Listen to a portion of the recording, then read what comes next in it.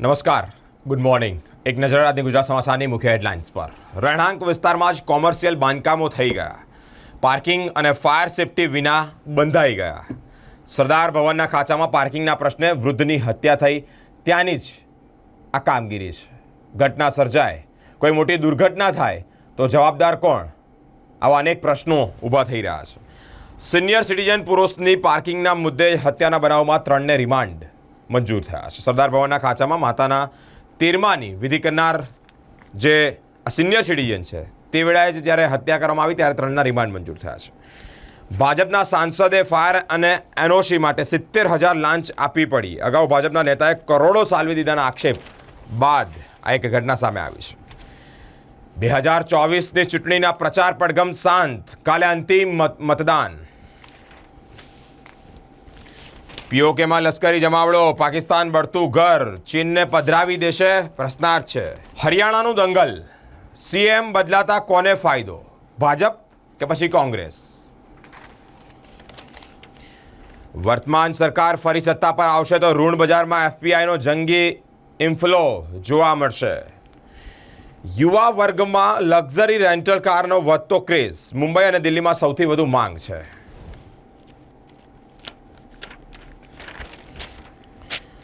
રાજકોટની ઘટનામાં અધિકારીઓના નામ દાખલ કરી પગલાં લેવા ગંભીર વિચારણા.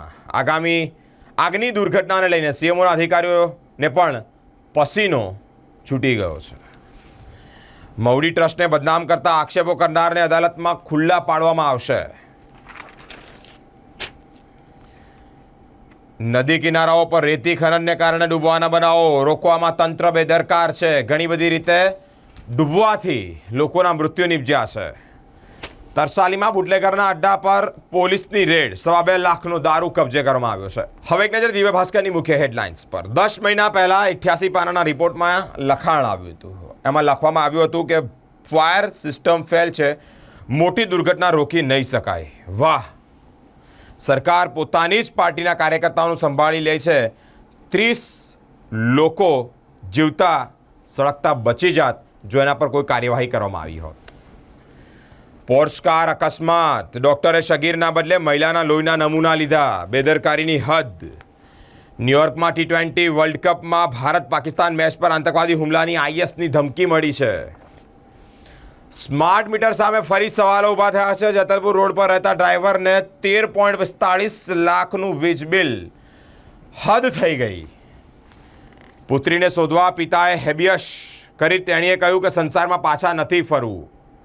હરિદ્વાર ગયા પછી આધ્યાત્મિક પ્રવચનો સાંભળીને મન બદલાયું હોવાનું સ્વીકારવામાં આવ્યું છે. રાજકોટ અગ્નિકાંડમાં ટીપીઓ, 2 એટીપી ફાયર ઓફિસરની ધરપકડ કરવામાં આવી છે. ન તપાસ ન ઓડિટ, મોટી ઇમારતોમાં 2.5 વર્ષમાં આગથી 1177ના મૃત્યુ નિપજ્યા છે.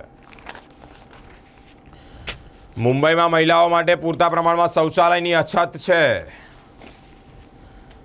તરસાલીમાં બુટલેગરની તરકીબ, ખાડામાં ડ્રમ મૂકીને દારૂની બોટલો છુપાવી દેખરેખ માટે મહિલાઓ પણ રાખી છે.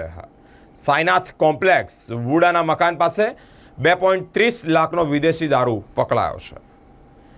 મહારાજા સયાજીરાવ યુનિવર્સિટીના પૂર્વ વિદ્યાર્થીઓની બેનર અને પ્લેકાર્ડ સાથે રેલી, કલેક્ટર સમક્ષ 70% સ્થાનિકને પ્રવેશની ઉગ્ર માંગણી કરાઈ છે.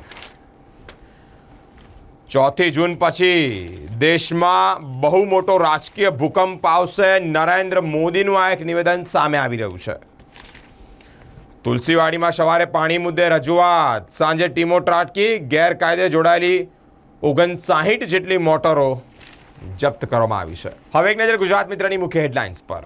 લોકસભાની ચૂંટણી માટેનો પ્રચાર પૂરો. વિશ્વની સૌથી વગદાર કંપનીઓની ટાઈમની યાદીમાં રિલાયન્સ અને ટાટાનો સમાવેશ થયો છે. આરબીઆઈની બેલેન્સ શીટ જ પાકિસ્તાનના જીડીપી કરતાં 2.5 ગણી છે.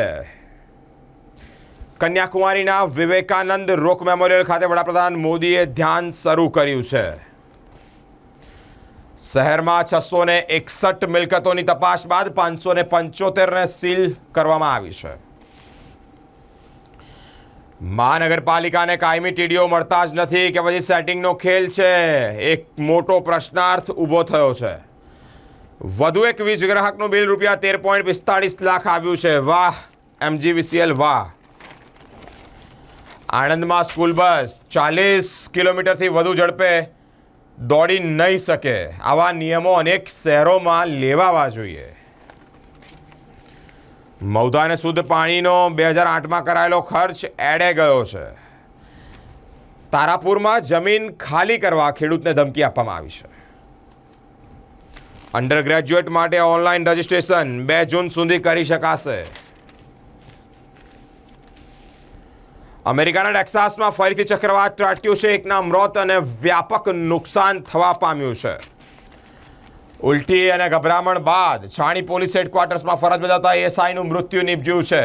હવે એક નજર લોકસત્તા જનસત્તાની મુખ્ય હેડલાઇન્સ પર. મોની બાબાનો મૌન ભંગ આ છેલ્લી તક છે, મનમોહન સિંહ કહી રહ્યા છે. મણિપુરમાં વરસાદ અને ભૂસ્ખલનને કારણે 38 લોકોના મૃત્યુ નિપજ્યા છે. ચક્રવાત અનેક જગ્યાએ સક્રિય થઈ રહ્યું છે. જમ્મુ કાશ્મીરમાં અખનૂરમાં શ્રદ્ધાળુઓએ ભરેલી બસ ખાઈમાં પડી, જેમાં 22 જેટલા લોકોના મૃત્યુ નિપજ્યા છે. અલંકાર tower, university of technology faculty સહિત 537 મિલકતો જપ્ત કરવામાં આવી છે. રાજકોટની ઘટના બાદ વડોદરા કોર્પોરેશનની ટીમ સફાળી જાગી છે. સંયુક્ત ટીમ અને જોન મળી 14 ટીમો દ્વારા સતત ત્રીજા દિવસે તપાસ હાથ ધરવામાં આવી રહી છે. MS યુનિવર્સિટીમાં ઠેર ઠેર ફાયર સેફટીનો અભાવ જોવા મળ્યો છે.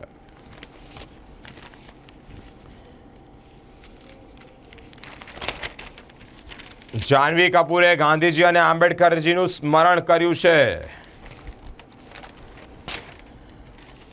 સ્માર્ટ મીટરનો વિરોધ યથાવત છે. અલકાપુરી કચેરી ખાતે મોરચો માંડાયો છે. ડિવોર્સી મહિલાને લગ્નની લાલચ આપીને યુવકનો વારંવાર બળાત્કાર સામે આવી રહ્યો છે. મંદિરમાં લઈ જઈ મંગળસૂત્ર પહેરાવ્યા બાદ લગ્ન કરવાથી ઇનકાર કરી દેવામાં આવ્યો છે. અટલાદરા વિસ્તારની આ ઘટના સામે આવી છે. ભાજપ શાસિત વાઘોડિયા તાલુકા પંચાયત કચેરી પાસે ફાયર એનઓસી જ નથી. હવે એક નજર સંદેશની મુખ્ય હેડલાઇન્સ પર. વધામણા, મેઘરાજા પધાર્યા. ભારત દેશમાં મેઘરાજાનું આગમન થઈ ચૂક્યું છે. કેરળમાં ચોમાસાનું આગમન થતાં હર્ષોલ્લાસ જોવા મળ્યો છે.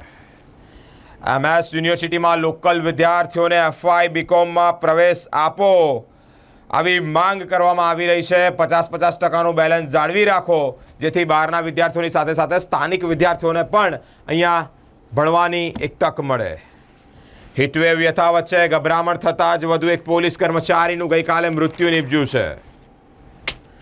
જમ્મુમાં ઉત્તર પ્રદેશની પ્રવાસી બસ ખાઈમાં પડી, જેમાં 22 ના મૃત્યુ નિપજ્યા છે. 40 ઘાયલ થયા છે. અનંત અંબાણીનું પ્રી વેડિંગ ફંક્શન, ક્રૂઝની અંદર પહેલો વિડીયો સામે આવ્યો છે. હવે તો અનંત અંબાણી છે. 164 વર્ષ પછી નવો કાયદો અમલી બનશે. વડોદરા પોલીસ તંત્રમાં તાલીમ વર્ગો શરૂ કરવામાં આવ્યા છે. તુલસીવાડીના ખ્વાઝાનગરમાંથી પાણી ખેંચી લેતી 59 જેટલી મોટરો જપ્ત કરવામાં આવી છે. 6 મ્યુનિસિપલ કમિશનર બદલાયા, પણ 10 વર્ષથી ટાઉન પ્લાનર સાંગઠિયાનું એક ચક્રી શાસન. સેટિંગ લાગી રહ્યું છે કે પછી કંઈક મનમાં વિચારો ઊભા થઈ રહ્યા છે?